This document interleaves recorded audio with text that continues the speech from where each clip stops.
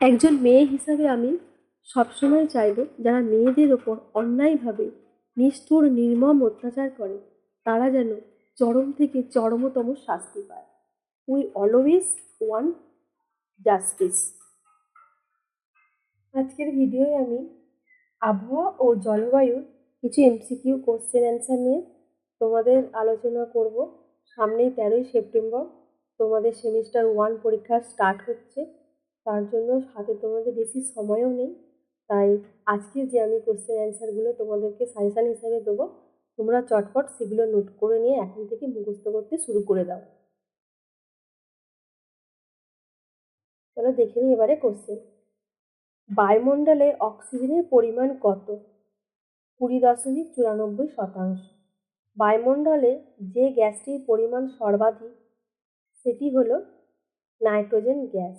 বায়ুমণ্ডলে ওজোন গ্যাসে কোন স্তরে ঘনীভূত অবস্থায় থাকে? স্ট্র্যাটোস্ফিয়ার স্তরে। ট্রোপোস্ফিয়ার ও স্ট্র্যাটোস্ফিয়ারের মধ্যবর্তী সীমাকে কি বলে? ট্রোপোপজ। ভূপৃষ্ঠ থেকে উপরের দিকে বায়ুমণ্ডল প্রায় কত কিলোমিটার পর্যন্ত বিস্তৃত? প্রায় 10,000 কিলোমিটার পর্যন্ত বিস্তৃত। মেসোস্ফিয়ার স্তরে উচ্চতা বৃদ্ধির সঙ্গে উষ্ণতা কি হয়? বাড়ে না কমে? উষ্ণতা কমে। ভূপৃষ্ঠ থেকে উপর দিকে প্রায় কত কিলোমিটার পর্যন্ত বিস্তৃত স্তরটিকে হোমোস্ফিয়ার বলা হয়? ভূপৃষ্ঠ থেকে প্রায় 90 কিলোমিটার পর্যন্ত বিস্তৃত স্তরটিকে হোমোস্ফিয়ার বলা হয়। বায়ুমণ্ডলে উপস্থিত কোন উপাদানের জন্য আকাশ নীল দেখায়? বায়ুমণ্ডলে উপস্থিত ধূলিকণার জন্য আকাশ নীল দেখায়। বৈপরীত্য উত্তাপ লক্ষ্য করা যায় বায়ুমণ্ডলে কোন স্তরে? বৈপরীত্য উত্তাপ দেখা যায় ট্রোপোস্ফিয়ার স্তরে। সূর্য থেকে আগত অতিবেগুনি রশ্মি শোষণ করে কোন গ্যাস? Ozone gas. স্বাভাবিক উষ্ণতা হ্রাসের হার পরিলক্ষিত হয় কোন স্তরে? ট্রোপোস্ফিয়ার স্তরে। বায়ুমণ্ডলে নাইট্রোজেনের শতকরা পরিমাণ কত? 78.8%। একটি গ্রিনহাউস গ্যাসের উদাহরণ দাও। একটি গ্রিনহাউস গ্যাস হলো কার্বন ডাই অক্সাইড। বায়ুমণ্ডলের শীতলতম স্তর কোনটি? মেসোস্ফিয়ার। বায়ুমণ্ডলের যে স্তরে দৈনিক আবহাওয়ার পরিবর্তনের ঘটনা ঘটে তার নাম কি? তার নাম হলো ট্রোপোস্ফিয়ার। বায়ুমণ্ডলের যে স্তরে মহাকাশ থেকে আগত উল্কাপিণ্ড ছাই হয়ে যায় তার নাম কি? সেটি হলো মেসোস্ফিয়ার। অতিবেগুনি রশ্মি শোষিত হয় কোন স্তরে? স্ট্র্যাটোস্ফিয়ারে। বায়ুমণ্ডলে যে স্তরে অরোরা বা মেরুজ্যোতি দেখা যায় সেটি হলো আয়নোস্ফিয়ার। বায়ুমণ্ডলের সবচেয়ে উপরে যে স্তর রয়েছে তার নাম কি? তার নাম হলো ম্যাগনেটোস্ফিয়ার। ওজোন গহ্বর তৈরি হয়েছে কোথায়? ওজোন গহ্বর তৈরি হয়েছে কুমেরু অঞ্চলে। বেতার বা রেডিও তরঙ্গ কোন স্তর থেকে ফিরে আসে? বেতার বা রেডিও তরঙ্গ নিরক্ষীয় অঞ্চল থেকে বেতার বা রেডিও তরঙ্গ কোন স্তর থেকে ফিরে আসে? না, আয়নোস্ফিয়ার স্তর থেকে ফিরে আসে। বায়ুমণ্ডলে কার্বন ডাই অক্সাইডের পরিমাণ কত? বায়ুমণ্ডলে কার্বন ডাই অক্সাইডের পরিমাণ 0.03%। বায়ুমণ্ডলের নিচের স্তরে জলীয় বাষ্পের পরিমাণ কত? না, বায়ুমণ্ডলের নিচের স্তরে জলীয় বাষ্পের পরিমাণ সব থেকে বেশি। হেটেরোস্ফিয়ারে উচ্চতম স্তরটির নাম কি? হেটেরোস্ফিয়ার উচ্চতম স্তরটি হলো হাইড্রোজেন স্তর। বায়ুমণ্ডলে গ্যাসীয় উপাদানগুলির মধ্যে কার পরিমাণ দ্বিতীয়? বায়ুমণ্ডলের গ্যাসীয় উপাদানগুলির মধ্যে অক্সিজেনের পরিমাণ দ্বিতীয়। হেটেরোস্ফিয়ারের নিম্নতম স্তর কোনটি? আণবিক নাইট্রোজেন স্তর। ওজোন স্তর ধ্বংসকারী মূল গ্যাস কোনটি? সিএফসি। ওজোন গহ্বর যেখানে সৃষ্টি হয় সেখানে স্ট্র্যাটোস্ফিয়ারে ওজোনের ঘনত্ব কত থাকে? 200 ডপসন ইউনিটের কম। বায়ুমণ্ডলের একটি কঠিন উপাদান হলো লবণ কণা। ওজোন গহ্বরের অস্তিত্ব প্রথম ধরা পড়ে কোথায়? আন্টার্কটিকায়। প্রাকৃতিক সৌরপর্দা কাকে বলা হয়? ওজোনোস্ফিয়ার কি? ওজোন গ্যাসের ঘনত্ব তুলনায় বেশি হয় কোন অঞ্চলে? মেরু অঞ্চলে। রাসায়নিক বৈশিষ্ট্য ও গঠন অনুসারে বায়ুমণ্ডলের স্তর সংখ্যা কটি? দুটি। ট্রপোস্ফিয়ারে ঊর্ধ্বসীমাকে কি বলা হয়? ট্রপোপজ। উচ্চতার ভিত্তিতে বায়ুমণ্ডলের শ্রেণীবিভাগের স্তর সংখ্যা কটি? ছটি। বায়ুমণ্ডলে যে স্তরে সর্বাধিক ধূলিকণা ও জলীয় বাষ্প পাওয়া যায় সেটি হলো ট্রপোস্ফিয়ার। স্ট্র্যাটোস্ফিয়ারে উচ্চতা বৃদ্ধিতে তাপমাত্রা বৃদ্ধি পায়। অতিবেগুনি রশ্মি শোষণকারী গ্যাসটি হলো ওজোন। ক্ষুব্ধমণ্ডল বলা হয় কোন স্তরকে? ট্রপোস্ফিয়ার স্তরকে।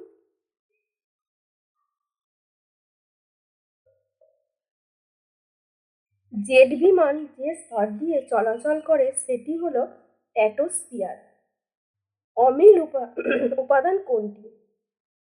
N2, SO2, CO2 ও O3। এর মধ্যে অমিল উপাদান হলো N2, যেটি বায়ুমণ্ডলের স্থায়ী গ্যাস নয়। অর্থাৎ বায়ুমণ্ডলের স্থায়ী গ্যাস নয় কোনটি? CO2। স্ট্র্যাটোস্ফিয়ার এবং মেসোস্ফিয়ারের সীমাটি হলো stratopause. Mother of mother of pearl cloud কোন স্তরে দেখা যায়? স্ট্র্যাটোস্ফিয়ারে। নৈশদ্যুতি মেঘ কোন স্তরে দেখা যায়? মেসোস্ফিয়ারে। পিএসসি মেঘ যে অঞ্চলে দেখা যায় সেটি হলো মেরু অঞ্চল। অগ্নি নির্বাপনের কাজে ব্যবহৃত গ্যাস বা ওজোন ধ্বংসের জন্য দায়ী কে? ব্রোমিন। রাসায়নিক গঠন অনুসারে বায়ুমণ্ডলের নিচের দিকে স্তর কোনটি? হোমোস্ফিয়ার। রাসায়নিক গঠন অনুসারে বায়ুমণ্ডলের উপরের স্তর কোনটি? হেটেরোস্ফিয়ার। ওজোন গহ্বর সৃষ্টিতে দায়ী গ্যাসটি হলো ফ্রেয়ন। ন্যাচারাল সানস্ক্রিন কাকে বলা হয়? ওজোনোস্ফিয়ারকে। মহাকাশ স্টেশন কোথায় আছে? মহাকাশ স্টেশন আছে এক্সোস্ফিয়ারে। ভ্যাল অ্যালেন রেডিয়েশন বলয় কোন স্তরে দেখা যায়? ম্যাগনেটোস্ফিয়ারে। ইলেকট্রন স্তর যে বায়ুমণ্ডলের স্তরের উপস্তর সেটি হলো আয়নোস্ফিয়ার। পরের কোশ্চেন, কেনেলি হেভিসাইড স্তর যে বায়ুমণ্ডলের স্তরের উপস্তর সেটি হলো আয়নোস্ফিয়ার। আন্টার্কটিকা মহাদেশের উপর সর্বপ্রথম ওজোন গহ্বর লক্ষ্য করেছিলেন কোন বিজ্ঞানী? বিজ্ঞানী ফারমেন। জেট বায়ু কোথায় প্রবাহিত হয়? জেট বায়ু প্রবাহিত হয় উচ্চ স্ট্র্যাটোস্ফিয়ার অঞ্চলে। নিষ্ক্রিয় গ্যাসের উদাহরণ দাও। নিষ্ক্রিয় গ্যাস হলো আর্গন। বায়ুমণ্ডলে পরিবর্তনশীল আবহাওয়া দেখা যায় কোন স্তরে? ট্রপোস্ফিয়ার স্তরে। শক্তি মেঘ কোন স্তরে পাওয়া যায়? শক্তি মেঘ পাওয়া যায় স্ট্র্যাটোস্ফিয়ার স্তরে। ওজোন গ্যাসের ঘনত্ব পরিমাপ করা হয় কোন এককের সাহায্যে? ডপসন এককের সাহায্যে। শান্ত মণ্ডল বলা হয় বায়ুমণ্ডলের কোন স্তরকে? স্ট্র্যাটোস্ফিয়ারকে। তড়িৎ আধানযুক্ত থাকে কোন স্তরের গ্যাসীয় উপাদানে? থার্মোস্ফিয়ারে। হেটেরোস্ফিয়ারের নিম্নতম স্তর কোনটি? আণবিক নাইট্রোজেন স্তর। হেটেরোস্ফিয়ারে উচ্চতম স্তর কোনটি? হাইড্রোজেন স্তর। সমমণ্ডল বা হোমোস্ফিয়ারে মোট বায়ুমণ্ডলীয় উপাদানের পরিমাণ কত? 99%। মেরু অঞ্চলে ট্রপোস্ফিয়ারের সীমানা কত? 8 কিমি। সর্বোচ্চ ওজোন গ্যাস যে উচ্চতায় থাকে সেটি হলো 20 থেকে 30 কিলোমিটার। কেনেলি হেভিসাইড স্তরে কোথায় অবস্থান করছে? কেনেলি হেভিসাইড স্তর অবস্থান করছে 90 থেকে 160 কিলোমিটার উচ্চতায়। এলাপ্টন স্তরের অবস্থান থাকে কোন উচ্চতায়? 160 থেকে 400 কিলোমিটার। ওজোন গ্যাস কে আবিষ্কার করেছিলেন? ওজোন গ্যাস আবিষ্কার করেছেন স্কোনবি। বায়ুমণ্ডলের ওজোন গ্যাসের অস্তিত্ব আছে এটি প্রথম কে প্রমাণ করেছিলেন? এটি প্রথম প্রমাণ করেছিলেন হেনরি বুশরো চার্লস ফেব্রি। বায়ুমণ্ডলের সর্বাধিক ঘনত্ব কোন স্তরে দেখা যায়? বায়ুমণ্ডলের সর্বাধিক ঘনত্ব দেখা যায় ট্রপোস্ফিয়ার স্তরে। তাপমাত্রা স্থির থাকে কোন স্তরে? ট্রোপোপজে। যে স্তরে প্রোটন ও ইলেকট্রনের স্থায়ী চৌম্বক ক্ষেত্রে তৈরি হয়েছে সেই স্তরটির নাম কি? সেই স্তরটির নাম হলো ম্যাগনেটোস্ফিয়ার। বায়ুর চাপ সর্বাধিক দেখা যায় কোন স্তরে? বায়ুর চাপ সর্বাধিক দেখা যায় ট্রোপোস্ফিয়ার স্তরে। ট্রোপোস্ফিয়ারে প্রতি 1000 মিটার উচ্চতায় অন্তত উষ্ণতা হ্রাস পায় কত? 6.4 ডিগ্রি সেন্টিগ্রেড। বায়ুমণ্ডলে কার্বন ডাইঅক্সাইডের পরিমাণ কত? 0.03%। হিমায়ন যন্ত্র এবং রেফ্রিজারেটর থেকে কোন গ্যাস নির্গত হয়? CFC gas. সমমণ্ডলের বিস্তার ভূপৃষ্ঠ থেকে উপরের দিকে কত কিলোমিটার? 88 কিলোমিটার। মেসোস্ফিয়ারে ঊর্ধ্বসীমাকে কি বলা হয়? মেসোস্ফিয়ারে ঊর্ধ্বসীমাকে বলা হয় মেসোপজ। সমমণ্ডল ও বিষমমণ্ডলের সীমাকে কি বলা হয়? সমমণ্ডল ও বিষমমণ্ডলের সীমাকে বলা হয় তাবপজ। ওজোন গ্যাস ধ্বংসকারী নাইট্রোজেন অক্সাইড পরিবেশে যেভাবে যুক্ত হয় সেটি হলো জেট বিমানের জ্বালানি দহন থেকে। আন্তর্জাতিক ওজোন সুরক্ষা দিবস পালিত হয় কোন দিনটিতে? 14 সেপ্টেম্বর। ওজোন গ্যাসের ঘনত্ব পরিমাপের যন্ত্রটির নাম কি? স্পেকট্রোমিটার। ওজোন সুরক্ষার জন্য মন্ট্রিল চুক্তি সাধিত হয়েছে কত সালে? না 1987 সালে। কোন ঋতুতে অ্যান্টার্কটিকা মহাদেশে ওজোন গ্যাসের ক্ষয় বৃদ্ধি পায়? বসন্তকালে। দাড়ি কামানো কম সুগন্ধি স্প্রেয়ার থেকে ওজোনে বিনাশকারী কোন গ্যাস নির্গত হয়? CFC gas. বায়ুমণ্ডল ও মহাকাশের সীমারেখাকে কি বলে? বায়ুমণ্ডল ও মহাকাশের সীমারেখাকে বলা হচ্ছে কারমান লাইন। উষা ও গোধূলি সৃষ্টি হয় যে বায়ুমণ্ডলীয় উপাদানের উপস্থিতির কারণে, সেটি হলো ধূলিকণা। কোন স্তরে উচ্চতা সৃষ্টিতে তাপমাত্রা খুব দ্রুত হারে বাড়তে থাকে? থার্মোস্ফিয়ার স্তরে। ওজোন স্তরে ঘনত্ব সর্বনিম্ন থাকে কোন অঞ্চলে? নিরক্ষীয় অঞ্চলে। বর্তমানে মানুষের ত্বকে বর্ণ তামাটে হওয়ার অন্যতম কারণ কি? অতিবেগুনি রশ্মির আগমন।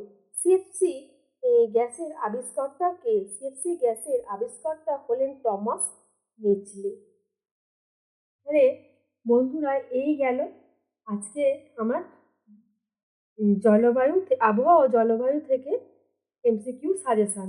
আশা করছি তোমরা এই সাজেশানটা মন দিয়ে ভালো করে পড়বে। আমার শরীর অসুস্থ থাকায় হয়তো একটু বলাতে অসুবিধা হয়েছে। তোমরা কিন্তু প্রথম থেকে শেষ পর্যন্ত ভিডিওটা ভালোভাবে শুনবে। আর যারা আমার চ্যানেলে নতুন তারা অবশ্যই আমার চ্যানেলটা সাবস্ক্রাইব করে আমার পাশে থাকবে। তোমাদের কোন চ্যাপ্টারে কোশ্চেন দরকার সেটা তোমরা আমাকে কমেন্ট বক্সে অবশ্যই জানাবে। তোমরা এই ধরনের কমেন্ট করো না বলে আমার ভিডিও বানাতে অসুবিধা হয়। আসলে আমি তো বুঝতে পারি না যে তোমাদের কোন চ্যাপ্টারে প্রশ্ন উত্তরটা কাজে লাগবে। সেই কারণে তোমাদের যেগুলো পরীক্ষার জন্য দরকারি বা পরীক্ষার জন্য যেগুলো দিলে ভালো হয়, যে সমস্ত কোশ্চেনগুলো তোমরা অবশ্যই আমাকে কমেন্টে জানাবে। আমি আমার চ্যানেলে তোমাদের প্র্যাকটিক্যালের বিভিন্ন রকমের ছবি আমি দেখবে তোমরা পোস্ট করেছি, তোমরা অনেকেই দেখেছো, কমেন্টও করেছো। তোমাদের যেমন আমি সিম্পল কনিক্যাল দিয়েছি, লিনিয়ার স্কেল দিয়েছি, পোলার জেনিথাল স্কেল দিয়েছি, বিভিন্ন ধরনের ছবিও এঁকেছি, তার সাথে সাথে অঙ্কগুলো কীভাবে সলভ করতে হয় সেটাও শিখিয়েছি। আমি আশা করছি তোমাদের এগুলো খুবই কাজ এসেছে। আর তোমাদের যদি আরও কোনো বিষয়ের কোশ্চেন জানার থাকে তোমরা অবশ্যই আমাকে জানাবে। আজকের ভিডিও এই পর্যন্ত।